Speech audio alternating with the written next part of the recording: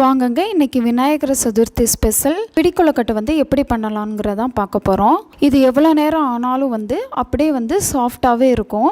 அதே மாதிரி நம்ம இதில் பாசிப்பருப்பு, எள்ளு, தேங்காய் எல்லாம் சேர்த்து பண்ணுறனால நல்லா சாப்பிடும் போதும் வந்து வாயில் படும்போது வந்து எல்லா டேஸ்ட்டும் சேர்ந்து செம்மையாக இருந்துச்சு. வாங்க எப்படி பண்ணலாம்னு பார்த்துடலாம். அதுக்கு ஃபஸ்ட்டு 2 டம்ளர் அளவுக்கு பச்சரிசி மாவு எடுத்திருக்கேன். இது பச்சரிசியாக வாங்கி திரிச்சு வந்து வீட்டில் வச்சுருந்தது தான். நீங்கள் கடையில் வந்து கொழுக்கட்டை மாவு வாங்கினாலும் சரிதான். ஃபஸ்ட்டு வந்து இந்த மாதிரி வந்து வெறும் சட்டியில் வந்து வறுத்துக்கோங்க. ஸ்டவ்வை வந்து நல்லா லோ ஃப்ளேமில் வச்சுக்கோங்க. இப்படி பண்ணுறனால நம்மளுக்கு வந்து கொஞ்சம் அந்த அரிசியில் இருக்கிற ஈரப்பதமும் போயிடும். அதே மாதிரி நமக்கு எவ்வளவு நேரம் ஆனாலும் வந்து கொழுக்கட்டை வந்து நல்லா சாஃப்டா இருக்கிறதுக்கு இதுவும் ஒரு காரணம் தான். இல்ல நீங்க பச்சரிசியை வந்து ஊற வச்சு மிக்சியில திரிச்சு பண்றீங்கனாலும் திரிச்சு சலிச்சதுக்கு அப்புறம் இந்த மாதிரி வந்து கொஞ்ச நேரம் வறுத்துக்கோங்க. நல்லா வறுக்கும் போதே நல்லா பச்சரிசி வந்து நல்லா வாசமா இருக்கும். நம்ம கைக்கு வந்து கொள்ற அளவுக்கு வந்து பச்சரிசி மாவு வந்து கொஞ்சம் சூடேறி வரவும் ஆஃப் பண்ணிடலாம். இதே இப்போ ஒரு சட்டிக்கு வந்து நம்ம மாத்தி வச்சுக்கலாம். பாருங்க, நமக்கு நல்ல அரிசி மாவு எவ்வளவு உதிரி உதிரியா இருக்குன்னு. இப்ப ட்ரையா நம்ம வந்து வறுக்கிறது எல்லாமே வறுத்து சேர்த்துக்கலாம். ஃபர்ஸ்ட் 2 ஸ்பூன் வந்து எள்ளு எடுத்துக்கலாம். எள்ளு சேர்த்தும் பண்ணலாம், நீங்க சேர்க்காமையும் பண்ணலாம். நான் கருப்பு எள்ளு எடுத்திருக்கேன், நீங்க வெள்ளை எள்ளு எடுத்துக்கலாம். இதே வந்து நல்லா லோ ஃப்ளேம்ல வச்சு வந்து வறுத்துக்கோங்க. எள்ளு கருகிடக்கூடாது. கொஞ்சம் எள்ளு வந்து வெடிச்சு வரும் பாத்தீங்களா, அந்த ஸ்டேஜ்ல வந்து ஆஃப் பண்ணிருங்க. அதுக்கு அடுத்த ஸ்டேஜுக்கு போச்சு அப்படின்னா கருகிரும். அதனால 1-2 வந்து வெடிச்சு வரும்போதே வந்து ஆஃப் பண்ணிட்டு அந்த மாவோடையே நம்ம சேர்த்துக்கலாம். ஒரு கிண்டு வந்து கிண்டி விட்டுக்கோங்க. இப்போ அதுக்கு அடுத்து 2 ஸ்பூன் பாசிப்பருப்பு வந்து வறுத்துக்கலாம். இதுவுமே வந்து ஆப்ஷனல் தான். ஆனால் இந்த பாசிப்பருப்பு சேர்த்து பண்ணுறது வந்து அப்படியே கொழுக்கட்டை வந்து சாப்பிடும்போது வந்து அங்கங்கே இந்த பாசிப்பருப்பு வந்து வாயில் பட்டு சூப்பராக இருந்துச்சு. பாசிப்பருப்பு எப்போவுமே போல் வாசம் வர வறுத்துட்டு அதோட சேர்த்துக்கலாம். இப்போ அவ்வளோதான், ட்ரையாக வதக்குறது எல்லாமே நம்ம வந்து வறுத்து இதில் சேர்த்தாச்சு. கொஞ்சமாக வந்து தேங்காய் எடுத்து சின்ன சின்ன துண்டாக வந்து கட் பண்ணி வச்சுக்கோங்க.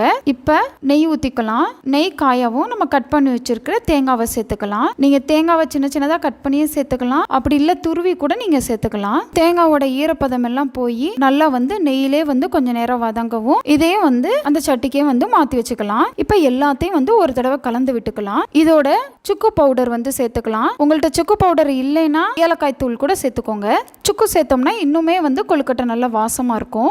அவ்வளோதான், இப்போ சூப்பராக வந்து நம்மளுக்கு கொழுக்கட்டை மாவு வந்து ரொம்ப ரெடி ஆயிருச்சு. இப்போ இதோட வெல்லம் சேர்க்கறதா பாக்கி. நம்ம 2 டம்ளர் எடுத்த அரிசி மாவுக்கு 1.5 டம்ளர் அளவுக்கு வெல்லம் எடுத்துக்கிடணும். அதாவது நீங்க 200 கிராம் வந்து அரிசி மாவு எடுக்கிறீங்க அப்படின்னா 50 கிராம் கம்மியா, அதாவது 150 கிராம் வந்து வெல்லம் சேர்க்கணும். இதோட 1.25 டம்ளர் அளவுக்கு தண்ணி ஊத்திக்கோங்க. அவ்வளவுதான், கம்பிப்பதம் எதுவும் தேவையில்லை. வெல்லம் கொஞ்சம் கரைஞ்சி வர வந்துட்டு அடுப்புல வந்து வச்சுக்கலாம். பாருங்க, நமக்கு நல்லா வந்து வெல்லம் கரைஞ்சி வந்துருச்சு. வெள்ளப்பாகு வந்து சூடா இருக்கும் போதே வந்து அந்த மாவுல சேர்த்துக்கிடணும். இந்த மாதிரி ஃபில்டர் வச்சு அப்படியே வந்து ஃபர்ஸ்ட் வந்து பாகுல பாதி பாகு வந்து ஊத்திட்டு கிண்ட ஆரம்பிங்க. ஏன்னா ஃபர்ஸ்ட் வந்து நீங்க ட்ரை பண்றீங்க அப்படின்னா எல்லாத்தையும் ஊத்துனீங்கன்னா உங்களுக்கு அளவு தெரியாது. அதனால கொஞ்சம் கொஞ்சமா சேர்த்து கூட கிண்டிக்கலாம், ஒன்றும் தப்பு கிடையாது. இப்ப பாருங்க, இன்னும் கொஞ்சம் பாதி மாவுக்கு நமக்கு வந்து பாகு இல்ல. இப்ப இந்த ஸ்டேஜ்ல அந்த பாகு வந்து இன்னும் கொஞ்சம் ஊத்திக்கலாம். இப்ப திருப்பி வந்து கிண்டிக்கோங்க. எனக்கு இன்னும் கொஞ்சமுமே வந்து பாகு ஊத்தலாம்னு தோணுச்சு. அதனால அந்த இருக்கிறதுல இன்னும் ஒரு காவாசி வந்து ஊத்திக்கிட்டேன். இதோட போதும்.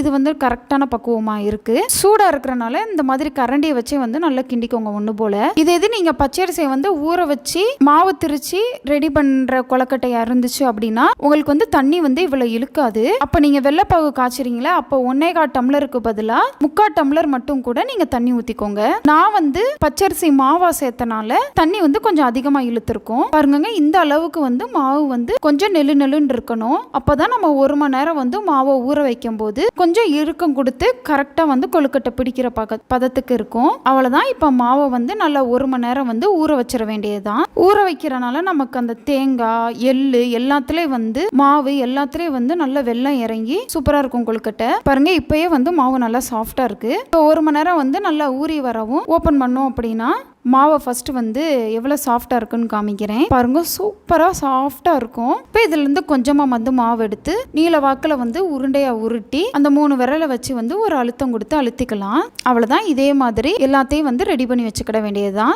நான் கொஞ்சம் இது வந்து பிடிக்கொழுக்கட்டையாக பண்ணேன். அதுக்கடுத்து ஒரு 2 இது வந்து வாழை இலையில வச்சு பண்ணலாம்னு சொல்லி வாழை இலையில வச்சு பண்ணேன். அது ட்ரை பண்ணி பார்ப்போமேன்னு பண்ணது தான். அதுவுமே ரொம்ப ருசியாக இருந்துச்சு. நல்லா இலை வாசம் அடிச்சு செம்ம டேஸ்ட்டாக இருந்துச்சு. இங்கே ஏற்கனவே வந்து இட்லி கொப்பரையில் தண்ணி ஊற்றி சூடு பண்ணி வச்சுருக்கேன். தண்ணி வந்து சூடாகவும் கொழுக்கட்டையை வந்து தூக்கி வச்சிட வேண்டியதுதான். இப்போ ஒரு 10 நிமிஷம் கழிச்சு நீங்கள் பாருங்கள், இந்த மாதிரி ஒரு ஸ்டிக் வச்சு உள்ளக்க விட்டு பார்த்தீங்க அப்படின்னா மாவு வந்து ஒட்டாமல் வந்துச்சுன்னா வெந்துருச்சுன்னு அர்த்தம். நமக்கு ஒட்டிட்டு தான் வந்திருக்கு, அதனால இன்னும் ஒரு 5 நிமிஷம் வந்து வேகட்டும். இப்போ ஒரு 5 நிமிஷம் கழிச்சு திருப்பி வந்து செக் பண்ணி பாருங்க.